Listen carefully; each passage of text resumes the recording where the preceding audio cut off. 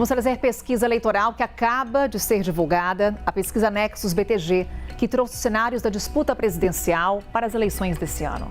Vamos aos números do primeiro turno, no qual o presidente Lula lidera. Trazemos em tela os números. O presidente Lula aparece com 40% das intenções de voto, seguido por Flávio Bolsonaro com 34%. O ex-governador Ronaldo Caiado soma 5%, Renan Santos e Romeu Zema somam 4% cada, Joaquim Barbosa, Augusto Cury registram 2% cada. Aécio Neves, que recentemente anunciou que não pretende disputar a presidência, aparece na pesquisa, com 1%. Cabo Daciolo não pontuou. 6% votariam em branco, nulo ou não votariam em nenhum dos pré-candidatos. Outros 3% não sabem ou não responderam. Temos também aqui cenários de segundo turno. Vamos ao primeiro, um eventual segundo turno entre Lula e Flávio Bolsonaro. De acordo com o levantamento, os dois aparecem empatados dentro da margem de erro. Então temos o presidente Lula somando 47% das intenções de voto e Flávio Bolsonaro 44%. Perceba que do último levantamento de 29 de junho para esse levantamento de hoje não houve uma alteração do percentual das intenções de voto tanto para Lula quanto para Flávio Bolsonaro. O levantamento também analisou o potencial de voto e a rejeição dos pré-candidatos. Vamos também trazer os números para vocês. Aécio Neves aparece como o mais rejeitado. No entanto, como vimos no cenário de primeiro turno, o deputado desistiu da corrida presidencial. Então, trazemos aí os números já em tela. Temos as seguintes posições para os entrevistados. O nome indicado seria o único em quem votaria, ou poderia votar nele, mas também em outro. Não votaria de jeito nenhum, é o que aparece em vermelho, em destaque. Não conheço ou não sabe, não quis responder. No caso do presidente Lula, 46% é o índice de rejeição. Flávio Bolsonaro, 50%. Ronaldo Caiado, 33%. Romeu Zema, 36%. Joaquim Barbosa, 33%. Assim como Renan Santos. Aécio Neves, 61%. Cabo Daciolo, 44%. Augusto Cury, 30%. Temos também aqui um outro recorte do levantamento, colocando em tela, da pesquisa Nexus BTG sobre a aprovação do governo Lula. Temos o seguinte cenário: 47% de desaprovação e 47% de aprovação. Mais uma vez, destaco que não houve praticamente uma alteração do cenário do último levantamento, feito no dia 29 de junho, quando até então havia um percentual de 48% de aprovação e também de desaprovação ao governo Lula. Então, um cenário de empate entre aprovação e desaprovação do governo Lula. A pesquisa também mostrou a avaliação do desempenho do presidente, colocando em tela os números. A avaliação como ótimo ou boa, regular ou ruim ou péssima. Temos 41% avaliando como ruim ou péssima, 35% avaliando como ótimo ou bom, 24% como regular. Então aqui tivemos uma oscilação dentro da margem de erro no que se refere a essa avaliação ruim ou péssima do governo Lula. E tivemos um crescimento da avaliação regular, de 18% para 24%. Temos também aqui um outro cenário que foi estimulado nessa pesquisa com relação ao vídeo publicado pela ex-primeira-dama Michele Bolsonaro com críticas a Flávio Bolsonaro. A pergunta feita é se isso impactaria a candidatura do senador à presidência da República. Os números que trazemos então, que, segundo os entrevistados, o impacto teria sido muito positivo para 4%, pouco positivo para 3%, não vai impactar 40%, pouco negativamente para 19%, muito negativamente para 27%. Não sabem, não responderam, são 6%. A pesquisa Nexus BTG ouviu 2.003 eleitores em todo o Brasil entre os dias 10 e 12 de julho.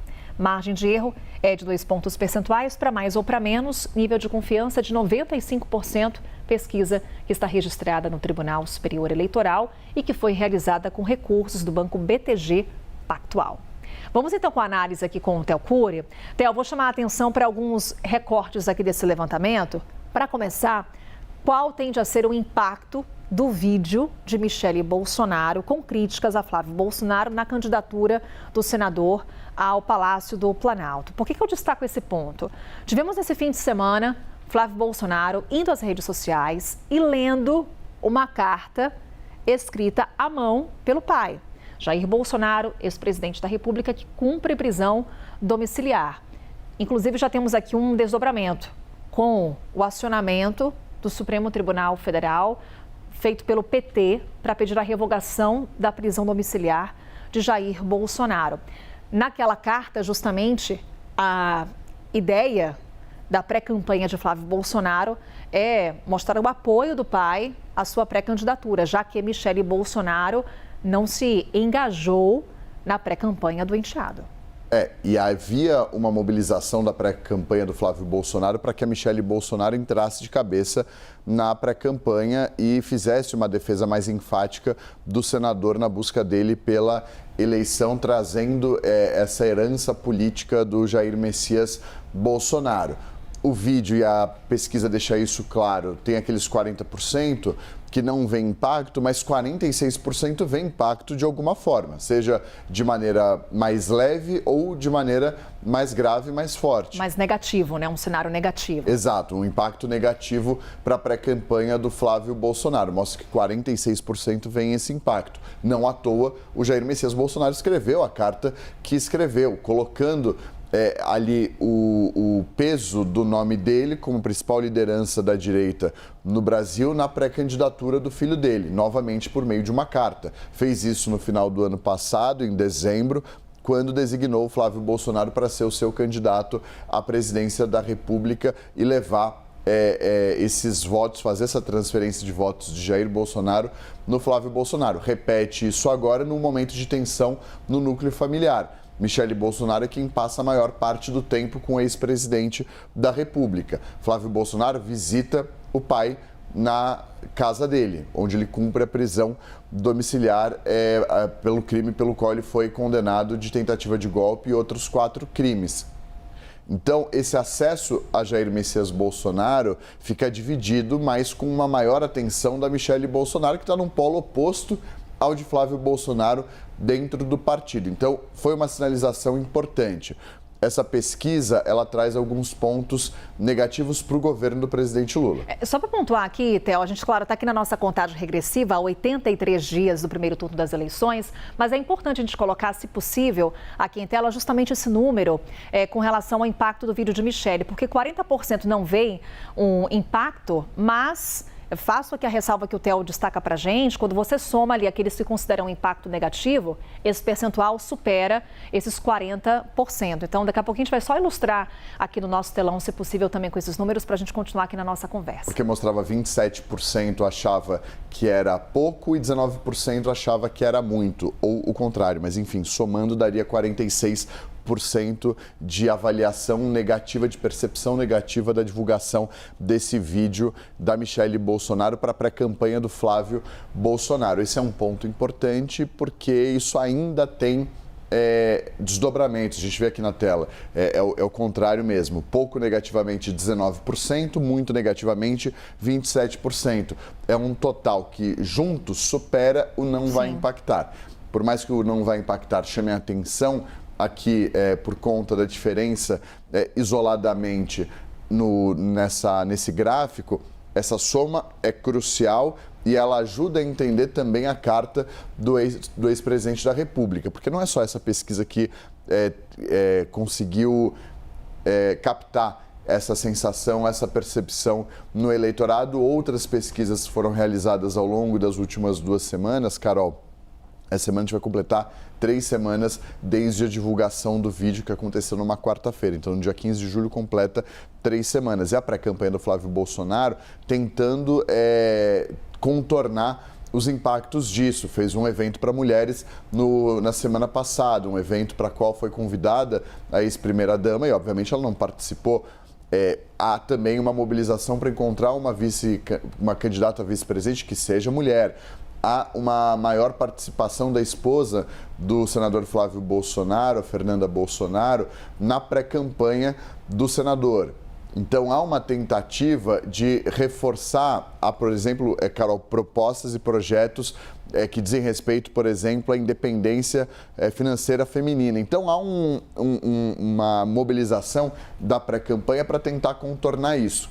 Há uma avaliação, e aí essa pesquisa deixa claro, de que há um controle do caso do Dark Horse. Inclusive, conversando na semana passada com pessoas que fazem parte da campanha do Flávio Bolsonaro, que elas dizem está precificado o que aconteceu do Dark Horse, isso conseguiu ser controlado. E aí é uma notícia para o presidente Lula, essa pesquisa em especial. As outras ainda não, mas a cada pesquisa a gente vai entendendo esse passo a passo e o avançar dos desdobramentos para que levam à eleição.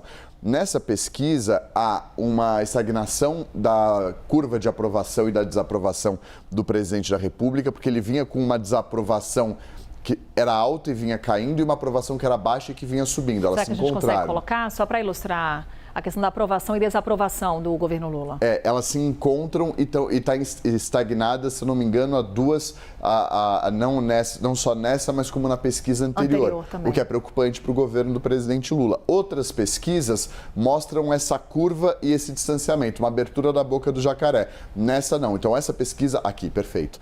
51% desaprovavam o governo do presidente Lula em março, 45% aprovavam, e você vê que vai subindo. Há uma mudança, que foi essa que eu mencionei, de outras pesquisas, que há uma inversão, ótimo sinal para a pré-campanha do presidente Lula, não só para a pré-campanha, mas para o governo do presidente Lula, porque isso é o impacto das medidas que foram colocadas na rua, entre elas, por exemplo, o Desenrola, propostas que foram apresentadas e que já ajudam a entender, a escala 6x1, a tentativa de aumento do teto dos microempreendedores individuais, enfim, uma série de propostas, ainda mais na área econômica, que ajudam a entender esse bom desempenho da aprovação e uma queda da desaprovação, que é o cenário ideal para quem busca a reeleição e está no governo. Há uma mudança de 48 para 47, nessa diferença, e agora uma estagnação nas últimas duas pesquisas, dia 29 de junho e agora no dia 13 de julho. Essa é uma má notícia para o governo do presidente Lula. A outra má notícia é o segundo turno, que também há um equilíbrio e uma estabilização de Flávio Bolsonaro e Lula. Há uma vantagem do presidente Lula, inegável, mas aquela queda acentuada que o Flávio experimentou depois da divulgação do áudio do Dark Horse, ela não acontece mais. Já deu uma estabilizada e aí é bom para o Flávio Bolsonaro e preocupante para o presidente da República. E com um detalhe, né, Theo? A gente está aí às vésperas do recesso parlamentar. E a aposta do governo era justamente avançar em determinadas pautas, mirando as eleições.